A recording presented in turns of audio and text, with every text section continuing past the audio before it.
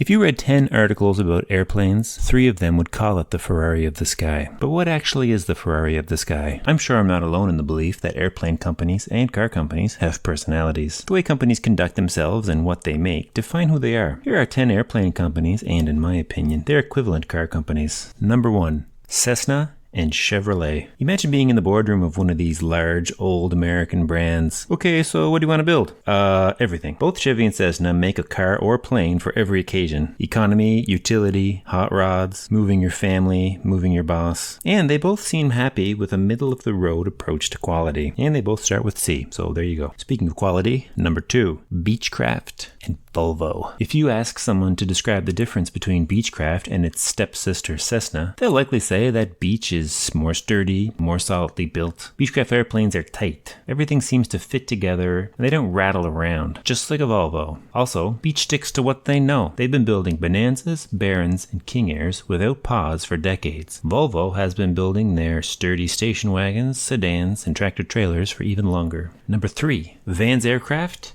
and Porsche. Vans and Porsche both make about a dozen vehicles that look pretty much the same and serve the same purpose. If you had a Vans or a Porsche at 100 meters away, you'd be hard pressed to identify which one it was. They're all pretty fast, they're meant for 2 people, and what's more is that they each have their 2 oddball models. At the turn of the century, they both said, "We get it, you have kids." And Porsche made their only 4-door car, the Panamera, and Vans made their only 4-seat airplane, the RV-10. And they also both realized that some people wanted a Vans or a Porsche, but either couldn't handle it or couldn't afford it, and so they each made a watered down version. Vans made the RV-12, Porsche made the Boxster. Number 4, Mall and Jeep. This one is very clear. Mall is an off-road backcountry mobile, just like Jeep. And also just like Jeep, Mall had planes with a side mission like cross-country in mind, and Jeep made soccer mom vehicles. But they both never gave up on the original purpose. The cross-country Mall will still land short on rough terrain, and the Grand Cherokee will still carry the whole soccer team off-road. Number 5, Mooney and DeLorean. This one is a bit of a stretch, truth be told. However, Mooney and DeLorean both had a clear vision of what they wanted to make. Something fast and cool and unique. DeLorean really ran with the unique angle. Mooney just installed their tail backwards, which is unique. They both had a stint in 80s show business too. Despite just about everyone agreeing that DeLoreans and Mooneys are cool, for much different reasons, neither could hold on for the long haul, and both shut their doors. Though neither are likely to be forgotten soon. Number 6,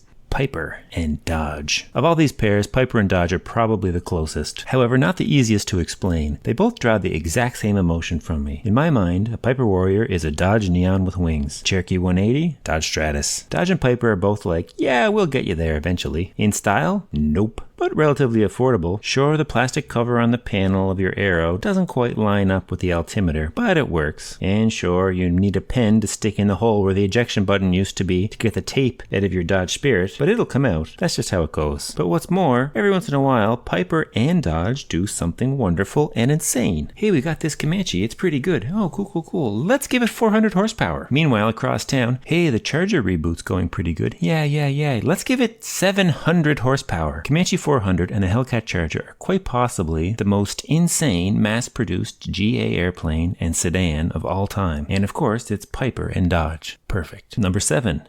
Tecnam, and all the companies that make these weird commercial vehicles. I'm sure these are very efficient and modern and suit their purposes very well. And just like Tecnam, in order to achieve this high level of fit, they had to sacrifice every shred of style and throw it into a volcano in some sacrificial blood ritual. Generally efficient, ugly vehicles. Gross. Number 8. Cirrus and Tesla.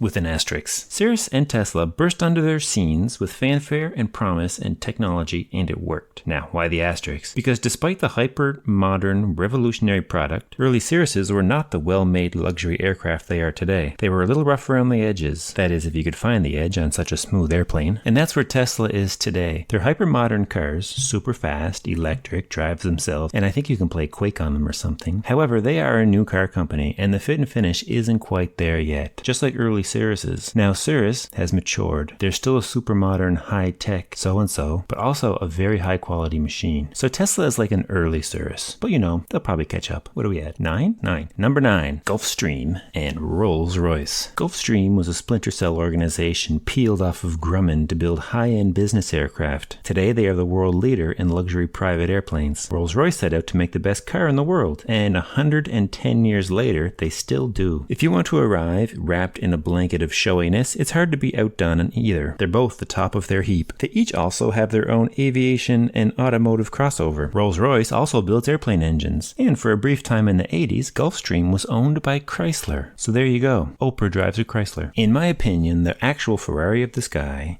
is Extra. Now Ferrari at its core is a race car company. Enzo didn't set out to build road cars. They were a byproduct of having a company filled with very stylish Italian automotive engineers. On the track, Ferrari is a very fast and successful competitor. They're very fast and cool and just for fun off of it. Extra is just the same. Intended for aerobatic competitions, Extras are powerful and highly competitive, and just like Ferrari, watching them compete isn't enough for some, and they end up being purchased for personal use. Extra is the stylish, high-powered, European, bred for competition, owned just for fun, Ferrari of the sky.